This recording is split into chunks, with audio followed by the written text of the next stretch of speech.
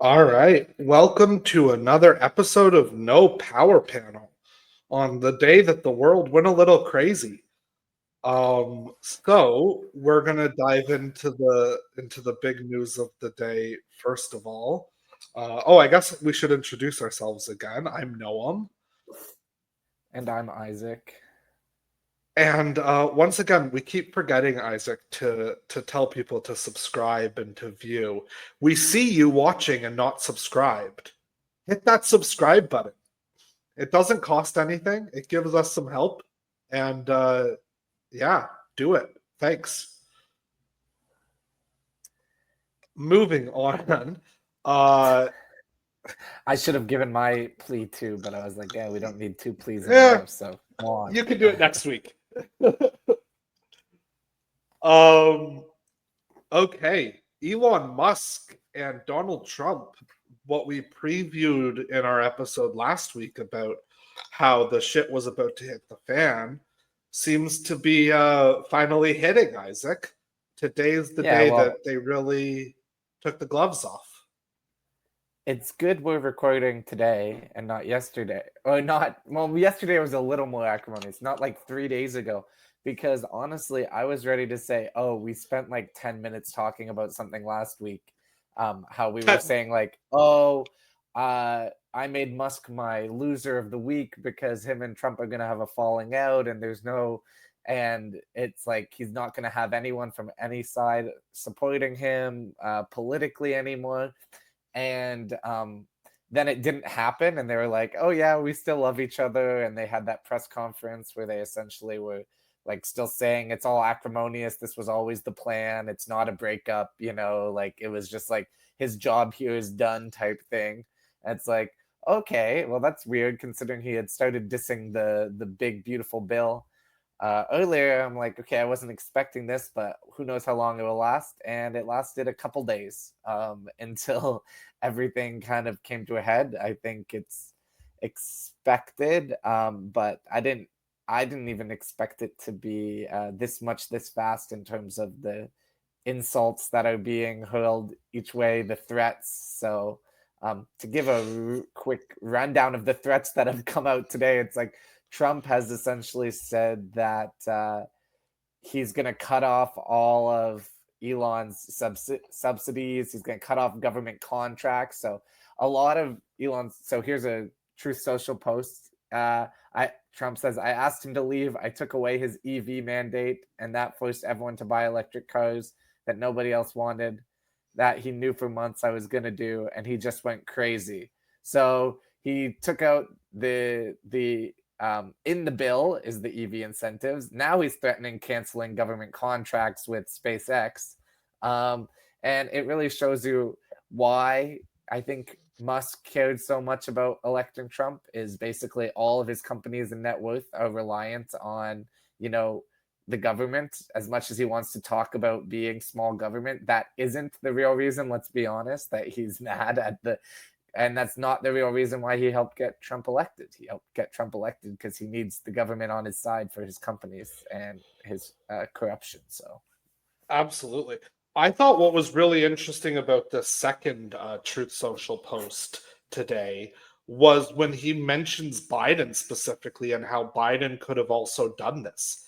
And it almost seems like he's taking a swipe at Biden from the left in a way, trying to get, the Democrats targeting some of their own leadership around why they haven't gone as strong at this guy as well. yeah, and Um, they're not like directly like Tesla subsidies. They are like electric vehicle subsidies, the ones that Trump is talking about. So, mhm. like, and we have to remember at a time Musk was like closer with Democrats than he was Republicans. So it's like the actual policies themselves, like getting rid of electric vehicle subsidies, like it's not my way of, I would say, having policy that's going to help like fix the environment. I would want like, reliable and fast public transit and support large infrastructure projects that like benefit workers and benefit,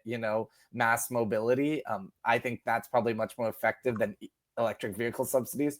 But like traditionally this policy has been seen as like, a democratic policy. Like that's like subsidies. I don't think that's the way to solve, the climate crisis. And I don't think it's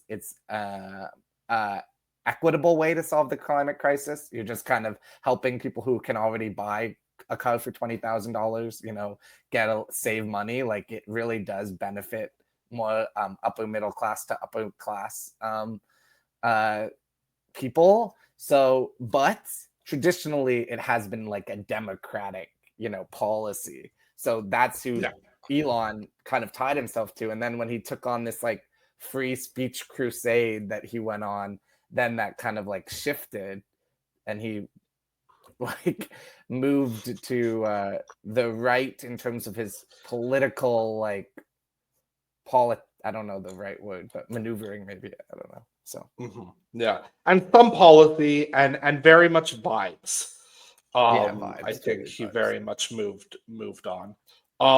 But I think it's interesting to kind of juxtapose how Trump's version of going nuclear in this dynamic and in this confrontation is policy based and is about trying to take out Elon's influence within both, I would say, the government and the Republican Party, and is kind of going scorched earth on that. And Elon is making it his mission to just go scorched earth on Donald Trump, to just try to sink everything about this man from a personal perspective, in a way that is interesting. So let's go to Elon's big moment today, which was when he revealed that Donald Trump is in the Epstein files. Yeah, so Elon says, time to drop the really big bomb. At real Donald Trump is in the Epstein files. That is the real reason they have not been made public. Have a nice day, DJT. Now, I think this has been said multiple times by multiple different people. So, Elon has power and connections and he's in the circles, but there's been leaks from people in Trump circles in the past that have mentioned this before. So I don't think people have done it this publicly with putting their name to the claim because they're afraid of Trump. But like there have been leaks and like articles that have come out sourcing names that people have claimed are in them.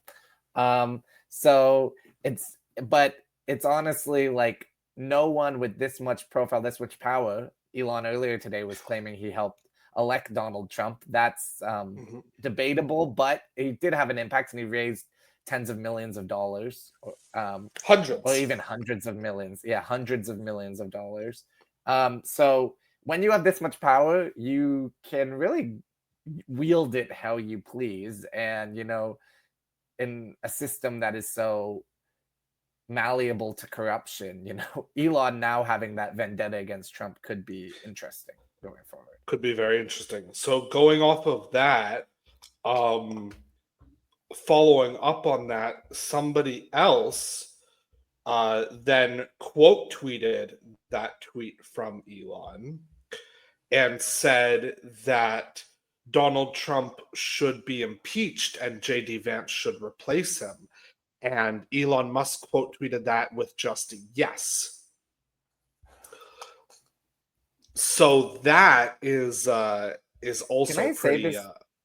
Can I go on a small Yeah, tangent? go ahead. I know it's nothing related to what we're actually talking about right now, but it's that like yes response. So I saw a tweet yesterday from Brian Lilly talking about basically the same, not the same thing, but saying a statement about a political action. So he was saying, he linked his article and he said, the right needs to coalesce against a candidate in the Toronto mayoral election in order to defeat Olivia Chow. She's like an evil that needs to be defeated. And then Toby Lutka, who's the CEO of Shopify, just responds, yes. And he has taken on the exact Muskian persona in terms of like how he responds to people on Twitter and quote tweets them and uses that like laughy emoji to like the True North guys and stuff like that. And it's just like, it's so off-putting that it's like now we have our own Canadian brand of like tech billionaire on Twitter trying to influence our elections. I know that was a tangent, but I just wanted to put that out there while we were on that concept. No, I think it's true. I think that there's a lot of these oligarchs who are taking their lead from Musk, who are watching what he has been able to do in the States, and are asking themselves, well, why can't I do it where I am? So we see it in Canada. We see similar examples in the UK. We saw similar examples in Australia in their recent election. There is very much this kind of tech bro billionaire archetype that Elon Musk embodies, that we are watching become a kind of political archetype of a person in politics now, which is kind of terrifying when you think about it. And when you reflect then on Elon's message earlier today, when he talks about having essentially put Donald Trump in office through his donation to the campaign, that's likely in part true. You can debate whether Trump would have won with Elon, without Elon, all you want, but I think that the likelihood is that certainly in a lot of the swing states where that money was put to decent use, certainly did not hurt, at least. And democracies are needing to find ways to offset this kind of thing, because I mean, even now, if you're looking from the perspective of someone who would be a Trump supporter, not either of us, but this is incredibly dangerous to have the richest man in the world decide that he can just take out the democratically elected leader of a country. Whether or not you agree with who that leader is neither here nor there. The outsized influence that these people have on politics is disturbing, and certainly, like in the Toronto mayoral, like in the New York mayoral election right now going on, where you have Cuomo teaming up with another candidate who's literally a hedge fund manager to block Zoran Mamdani, who just who's got got a lot of AOC's momentum. endorsement today. There's some quick Absolutely. news there, if we want to pop that in there. Pop that in. Go Zoran. All right. Yeah, so that is the Elon Trump blow up that has been happening. I expect it will continue. I don't think we've seen the last social media post from either of them probably today about it. This is going to go on. This is going to be from the personal side of me who hates both these men. I'm having a blast watching it play out, as terrifying as it also is at the same time, because they happen to be two of the most powerful people in the world. Watching them go at each other like this is quite wild. It's quite interesting, and it's not going to stop now that it started. So I expect we'll be talking about it again, or at least the aftermath, because a week might be enough to settle this one way or the other. We'll see where it is when we check back in next week. Any predictions on where it goes from here, Isaac? I think at least in the short term, it's just going to keep ramping up. They just have too big of egos, and as long as they keep just like hurling attacks at each other, they're going to feel more and more personally scorned, and it will just like, Elon's going to try to expose more things that he knows from when he was in the administration, and Trump's going to get more offended and see how he can like take out, hurt Elon, monetarily, I guess. So that's my prediction. I think that's probably where we're going. Yeah, I agree with that. All right. Let's and Tesla turn stock to is down 15% today. Sorry. Go. Yes, there are other options out there for buying an electric vehicle. There's a couple of Cybertrucks driving around Stratford here, and it gets my blood boiling a little bit every time I see one of them. Same. Not just because they're ugly cars, but because of Elon. Although they are ugly cars. They're ugly, they're dangerous, and they're funded by fascists. So Yeah. All right. There are other options for electric vehicles if you're in the market. Go find something else. Um, and right, let's turn to the big Ontario politics news currently going on, which is Bill 5 in Queen's Park in the Ontario legislature has just passed. Fuck Ford. Isaac, do you want to give a kind of brief explanation of what Bill 5 is, and then we can take turns ranting yeah. about how awful it is? So I'm not gonna talk about it, I guess. I'll talk about it in a non-academic sense, but it essentially gives the province complete power to railroad any environmental protections, any treaty rights for Aboriginal people with First Nations groups, any municipal governments, any basic, like it essentially says that if they claim a project is, in the province's like best like economic interest to like protect Ontario, then they don't have to abide by any law currently on the books. Is essentially like, I don't know if that's Yeah. too simple of a, but it's called the Protect Ontario by Unleashing Our Economy Act, and it allows them to create special economic zones anywhere. So they can say, oh, we want to build this highway. Now the whole route along the highway is a special economic zone. Now we essentially don't have to go through the proper protocols that are in place to, that have been put in place over decades to protect the environment. Say you have to allow for a certain amount of consultation with First Nations or municipal governments, or you have to abide by municipal bylaws. That's all gone. So the big, I do not think this bill will survive a charter challenge. And I do think if it comes to it, Ford would use the notwithstanding clause, as we've seen him do before. Essentially, it makes laws not matter. And just gives them complete control to do whatever they want. Laws that they have on their books at the provincial, like they don't even have to abide by provincial regulation. Like, so it's like, then what's the point? Like, what's the point of any of it? That's kind of my take. I don't know if you want to add to it or if my description was too simple or hyperbolic, but that's how I see it. No, I think that's a pretty good description. That's literally what the law says and what it does. I think that what is particularly heinous about it being passed at this time, it would be terrible whenever it was passed. What's particularly heinous is that it comes just as the federal government is saying that if a project is given the green light by a province, it now no longer needs to pass through the federal regulations. Mm-hmm.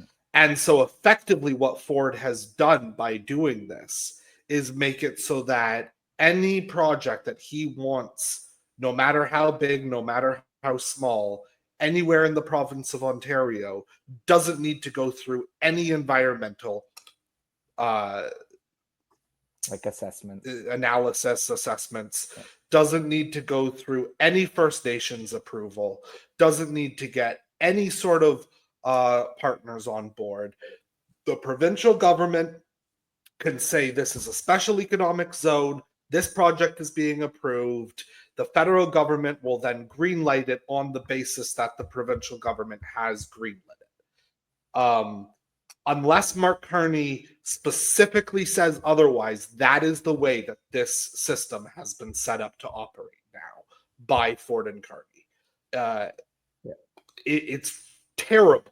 It absolutely is one of the worst pieces of legislation I've ever seen in my life.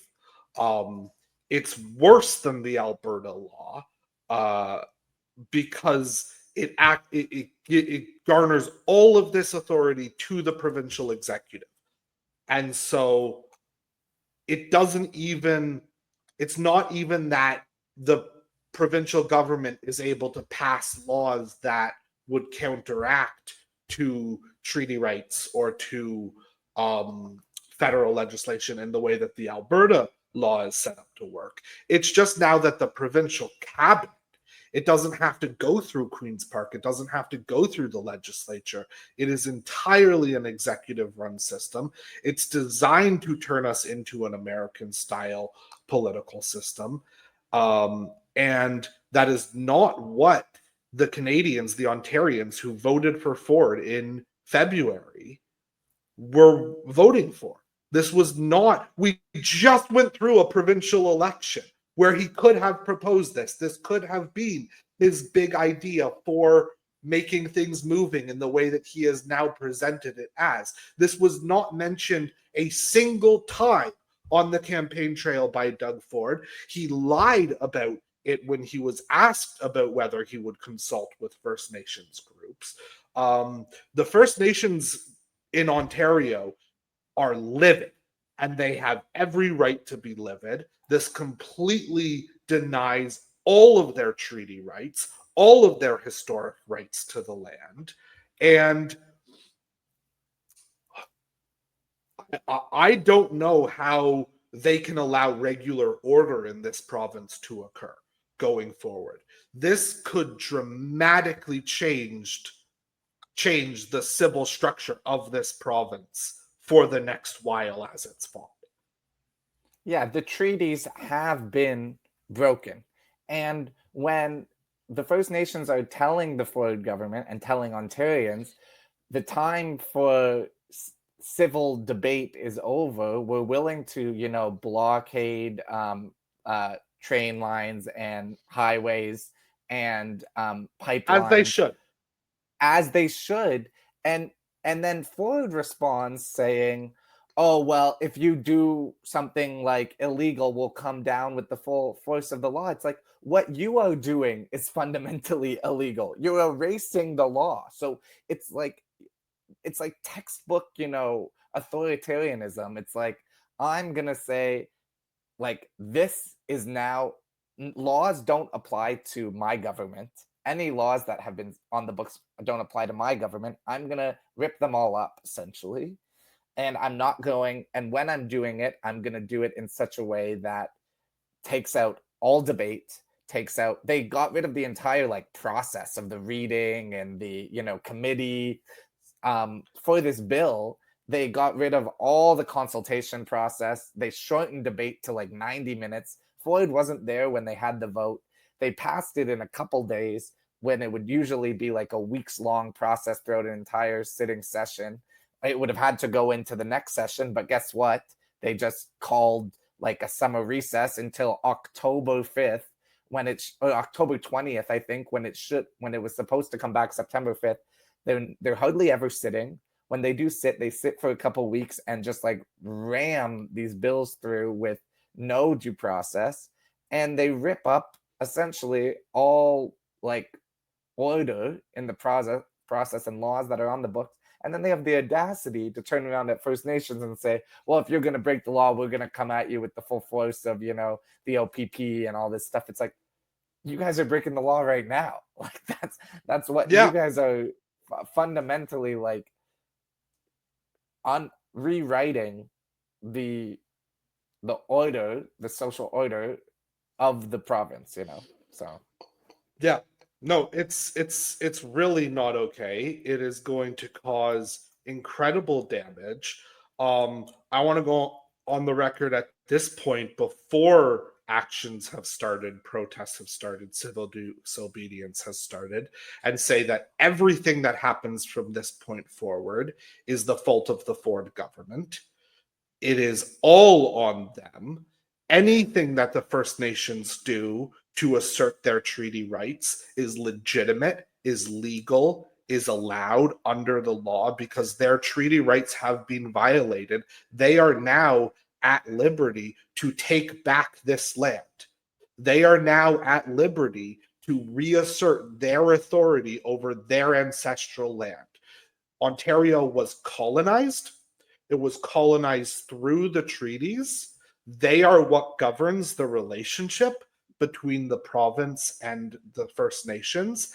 And now that the treaties have been blatantly violated by the Ford government, and Ford has promised to continue violating them through this legislation, any actions that the First Nation people take going forward is legitimate under the terms by which this agreement, this colonization occurred, because we have thrown out the rule book. And if you're not mad and fired up about the violation of the treaty rights and the complete disregard for the First Nations rights, then you should at least be furious about the blatant corruption that this is going to allow and the erosion of democracy, essentially giving carte blanche to like have a ruler make deals with whoever he wants, which we've seen happen, and push them through with no due process. Like our democracy is being eroded. If you're one of those people who thinks like, oh, I don't care about First Nations, it doesn't affect me, like I think you have to like educate yourself.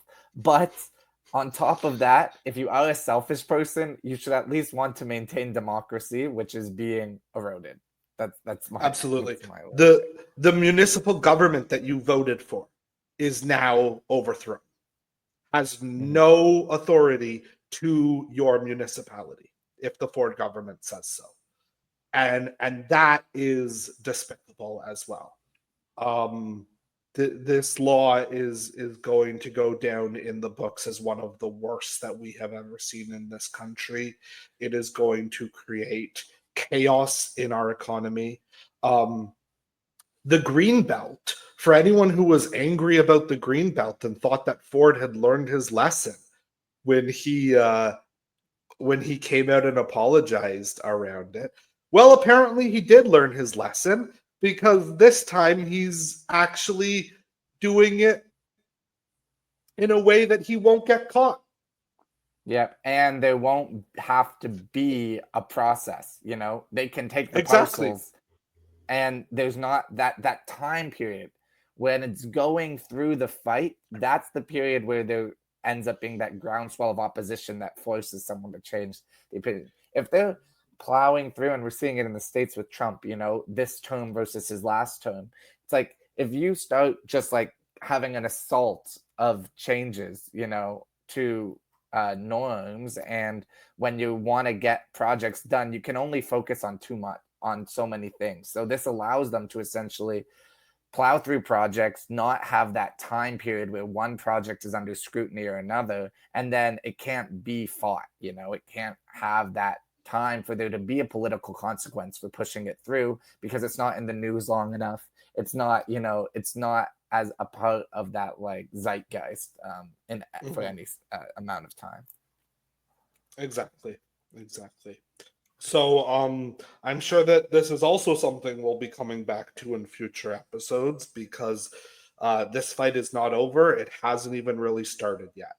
And I would have my eyes on the First Nations of this province, because I think we're going to be seeing a movement the likes of which we haven't seen at least since I don't know more, if not even longer.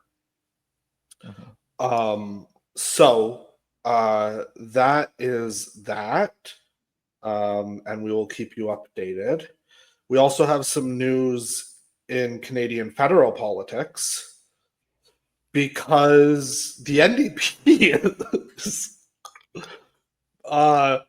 they got some spine coming into this parliament.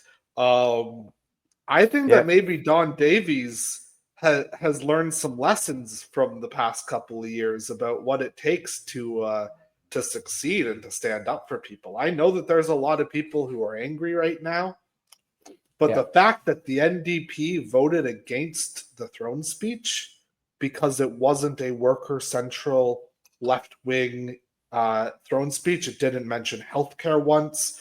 It didn't mention pharmacare once.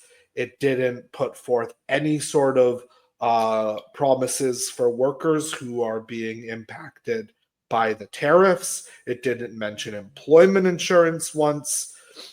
Really shows actually that the NDP has some strength to it, that they aren't willing to just sit back and roll over, and that they actually are willing to put the fight to the Liberals.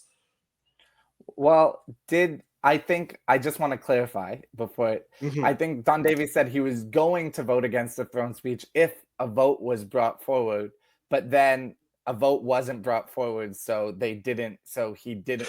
actually vote against the throne speech, but they did vote to have them against them in the vote that the Conservatives brought forward about tabling a budget, A budget. which was Yes. also a signal. And then going forward through the throne speech vote, they said they were going to support, not support if a vote was brought forward on the throne speech. I do think I completely agree with it in terms of political optics, but I do think they also don't want to bring the government down right now. And they knew the Bloc has come out and said they would support the Liberals. So they knew that if it did come to a vote, the votes weren't there anyway. So I know it's all like kind of like ceremonial, but you're right. The signal is sent saying, we're not the same NDP as under Jagmeet Singh.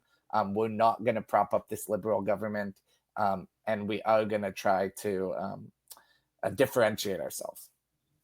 Exactly.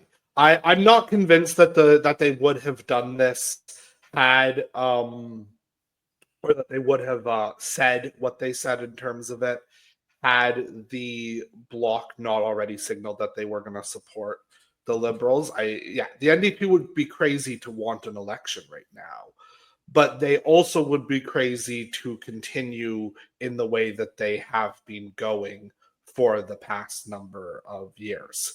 And so they have found a way to walk that line. I think it is really interesting that the NDP and the Bloc, and I believe Elizabeth May, although I could be wrong on her, voted with the Conservative motion to try to force the government to present a budget. It does show that this parliament isn't going to just rubber stamp things. It isn't going to just be a unified Canadian presence right now, given the state of the world. I think that Mark Carney needs to be really, really careful because governments fall by accident. We've said this in past episodes.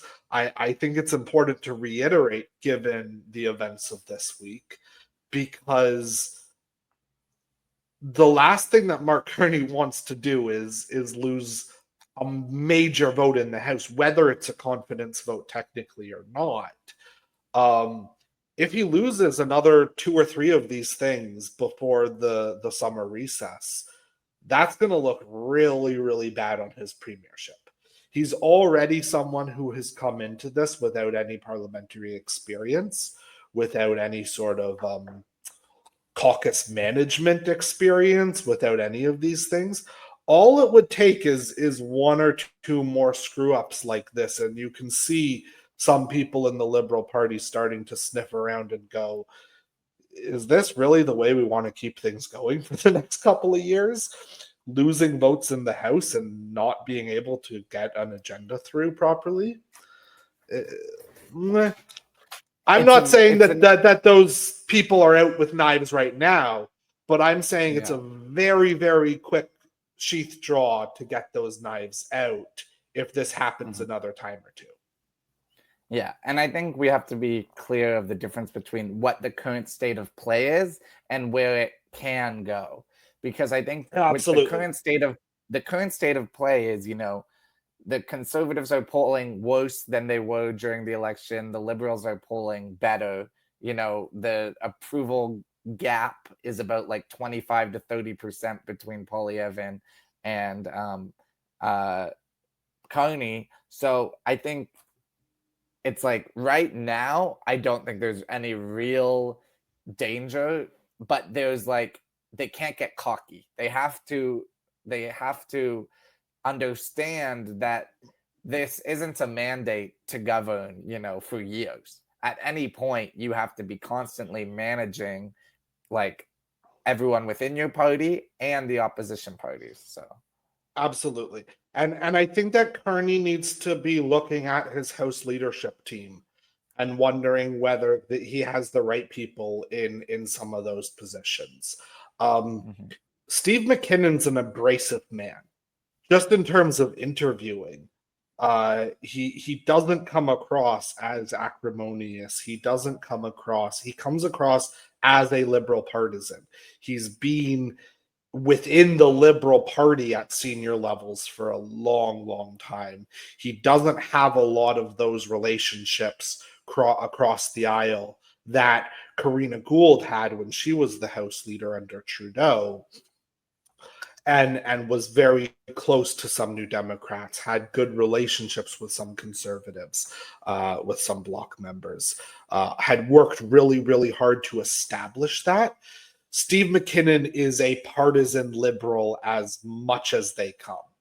And I think that this was a mesh, that the lost vote on the conservative amendment to the throne speech was a message around some of that as much as anything, especially from the NDP, who I think were there going, we want to vote for this. The NDP, because of what we've said about their current position, I think that they would have preferred to vote for the throne speech than oppose it. I think that they would have preferred to oppose the conservative amendment than support it.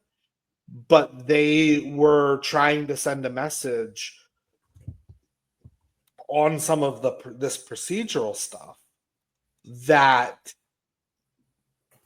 the things are not going their way. Things are not going the way that they want to see them go within the House leadership, and the way that things are operating. And so they were sending that message loud and clear in the one way that they kind of could at this point. And I would not laugh it off if I were Carney's team. I would be taking it very seriously, because all it takes is at this point is a good poll to come out for the Bloc, and Yves Francois Blanchette to wake up on the other side of the bed, and who knows what happens then. So this is not. I think you're right. I think we do need to clearly kind of differentiate where we are and where we could be, but where we could be is another election, and who knows what happens if that occurs. So I think that we're in a situation where Mark Carney really does need to be thinking very seriously about where we go from here. Yeah.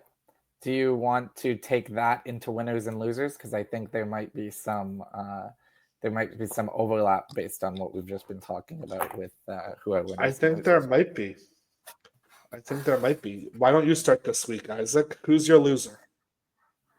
Okay, so I think he's the all-time leader for times he's been a winner. So we might as well make him a loser once. I think it will be his first loser. I think he's had, between me and you, like 5 or 6 winners. So I'm been gonna a go winner, I with, think, almost every week so far.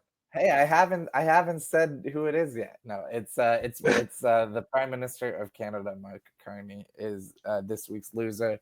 I think he's facing his first real challenges, like really since he announced that he was going to run for Liberal leadership. Well, actually, even before that, I think really since Chrystia Freeland shanked Trudeau, he's facing his first like real challenges that is going to take some actual. He can't get away with standing on the House floor and just responding to questions being like, I have economic experience. He's got to actually get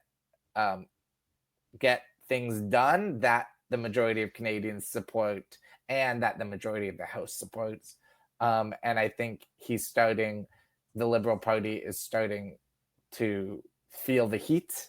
and they're not realizing that they're not just going to get away with anything and going to be able to govern like they have a majority government, or even like they have a supply and confidence agreement, because they don't have either of those things, and they have to govern like they have a minority government, which I think is a wake-up call to a lot of liberal partisans. Absolutely. All right. So my loser for the week, and what I'll say about yours quickly, is that I think that this is a real turning point potential for Carney. It doesn't necessarily need to stick if he handles the next couple of weeks correctly, and he starts to really demonstrate some of that economic real know-how and really start moving on some things. He could potentially move things really forward ahead. But yeah, I think that he also has the potential to go on a little bit of a loser streak in the way that he had a winner streak for a while. My loser for the week is Doug Ford. Good loser. He's a loser. The Bill 5 is a loser bill.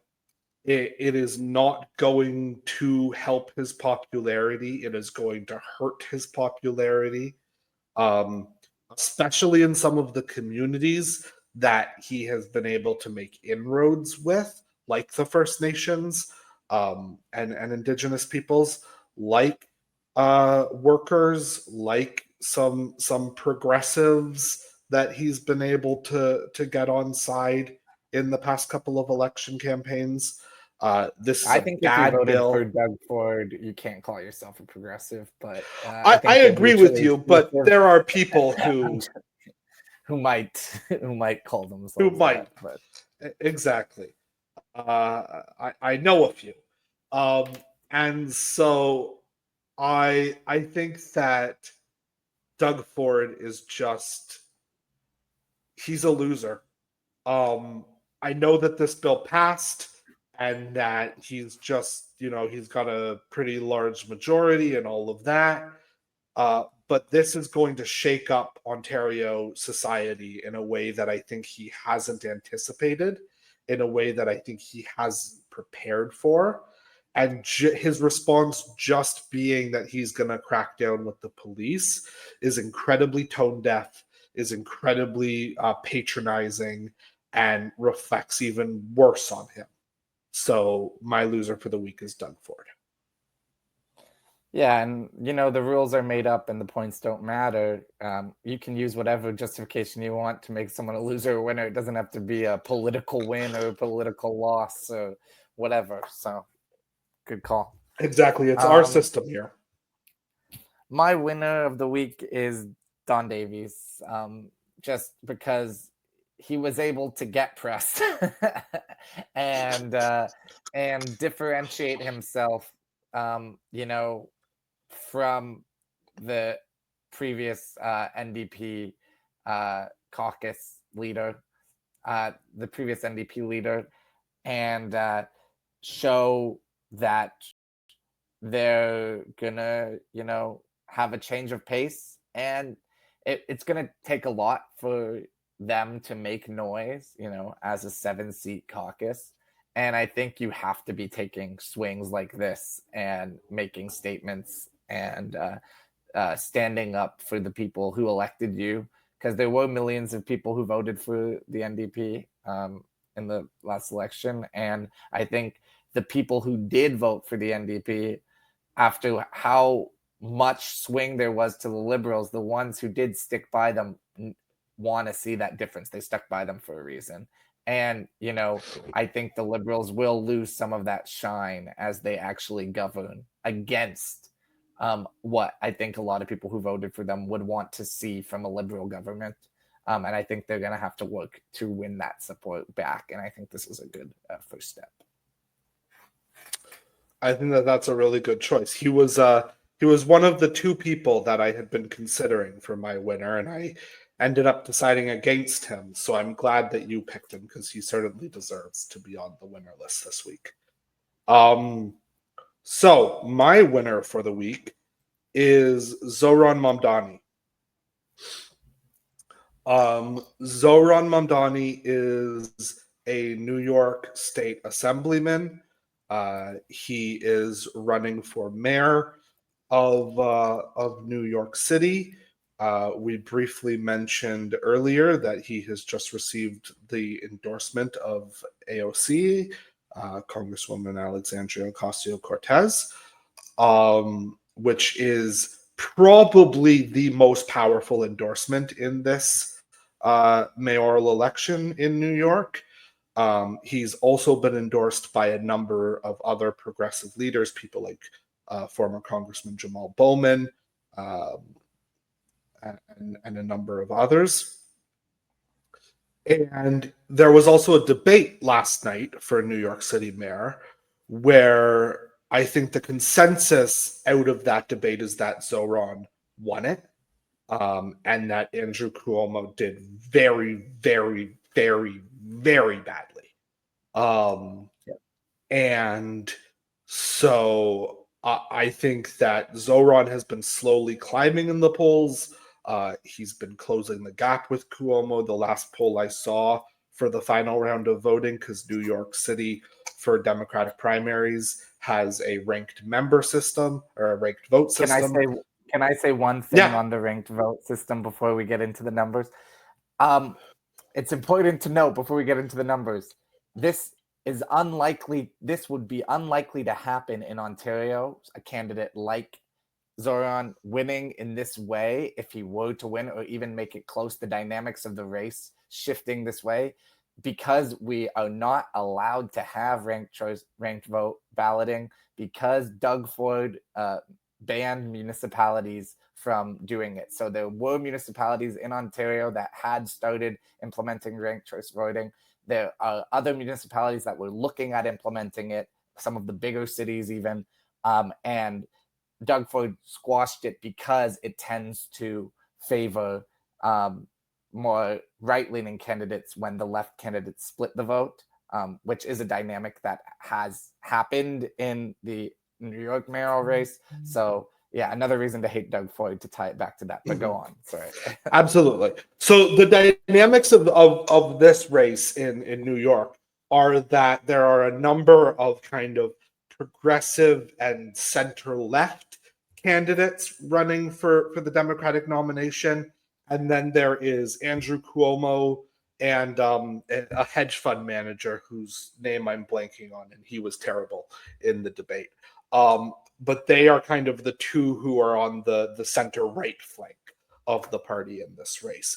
And so what's happening is that in these polls, as which are accounting for ranked choice, and so they're asking people for their list of preferences and then divvying it up so that you can kind of see what would happen.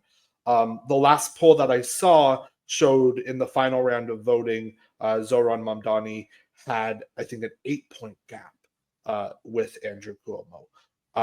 So it's now under 10 points. That was before the debate. That was before AOC's endorsement. That was before this momentum is continuing. I think that was also before Jamon Williams, who is the New York City public advocate. He has also endorsed Zoran in the last couple of days. We are now, I think, officially in the place where we can say that they are the two front runners, and Cuomo isn't alone in his front runner status. And Zoran Mamdani is the most left of the candidates. He is progressive. He is a self-identified democratic socialist. He is Muslim. He is pro-Palestine. He deserves to be the next mayor of New York City. Please, if you happen to be a New York City voter, even if we reach one with this, please, please, please rank Zoran 1. Do not rank Andrew Cuomo. Andrew Cuomo does not need to be on your ballot. He is an evil, evil man who killed people during the pandemic. Their blood is on his hands, and he does not deserve to be the next mayor of New York City. Sorry, I had to get that out because I fucking hate Andrew Cuomo. Yeah, and he's got we've got two obstacles if Zoran does want to win, because now Eric Adams has said he's going to run as an independent. So probably a lot of that